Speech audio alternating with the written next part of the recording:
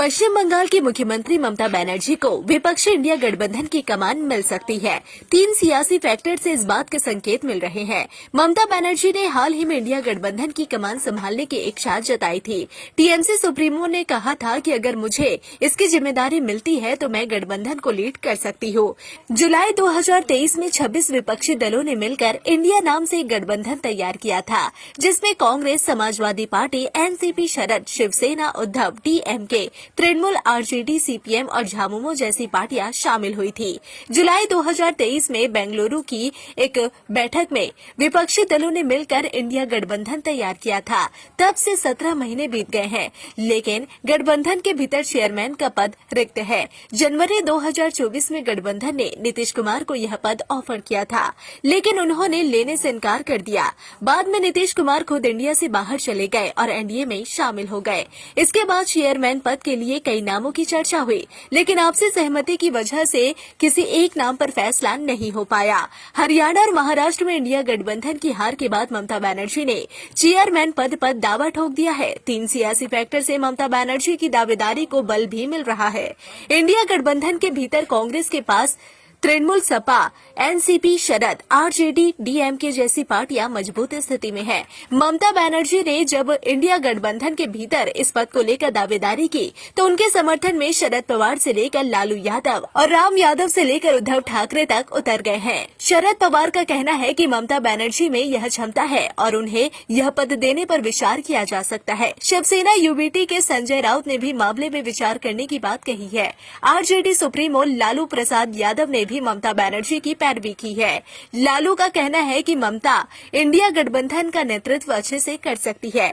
अखिलेश यादव की सपा तो खुलकर ममता के समर्थन में बोल रही है। पार्टी महासचिव रामगोपाल यादव ने तो यहां तक कह दिया कि राहुल गांधी गठबंधन के नेता नहीं है। सपा लोकसभा में देश की तीसरी सबसे बड़ी पार्टी है। आंध्र सत्ता से दूर वाईएसआर ने भी ममता बनर्जी की दावेदारी का समर्थन किया है। वाईएसआर कांग्रेस के राज्यसभा सांसद विजय साई रेड्डी का कहना है कि ममता आदर्श उम्मीदवार है। जगन मोहन रेड्डी की पार्टी वाईएसआर अभी इंडिया गठबंधन का हिस्सा नहीं है। पार्टी आंध्र की राजनीति करती है, जहां उसका मुख्य प्रतिद्वंदी टीडीपी है, जो अभी एनडीए में शामिल है। यहां कांग्रेस अकेले चुनाव लड़ती है। कांग्रेस और वाईएसआर के बीच 36 के आंकड़े हैं।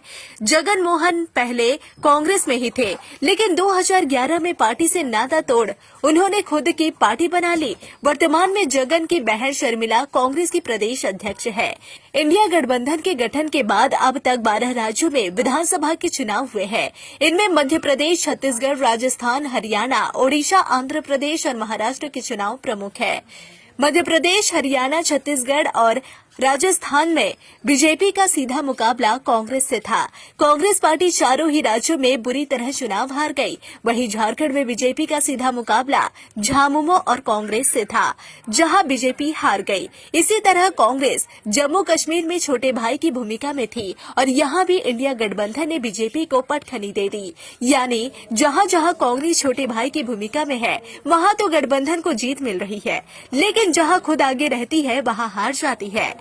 ममता बनर्जी की गिनती देश की सबसे मुख्य राजनेताओं में होती है। महिला फेस होना भी ममता बनर्जी के पक्ष में है। देश और विपक्ष के पास ममता बनर्जी जैसा फाइटर महिला नेता नहीं है, जिनकी लोकप्रियता भी हो। ममता बनर्जी लगातार 3 बार से बंगाल के मुख्यमंत्री पद पर काबिज है। 2021 के बाद बंगाल की करीब 30 विधानसभा सीटों पर उपचुनाव हुए हैं। 1-2 सीट को अगर छोड़ दिया जाए तो सभी सीटों पर ममता ने बीजेपी को पटखनी दी है। यानी सीधी लड़ाई जीतने में भी ममता सक्षम है। ममता बनर्जी का सियासी जड़ें भी कांग्रेस ही रही है। ममता ने राजनीति करियर की शुरुआत युवा कांग्रेस से किया था। 1998 में मतभेद के बाद उन्होंने तृणमूल कांग्रेस की स्थापना की थी।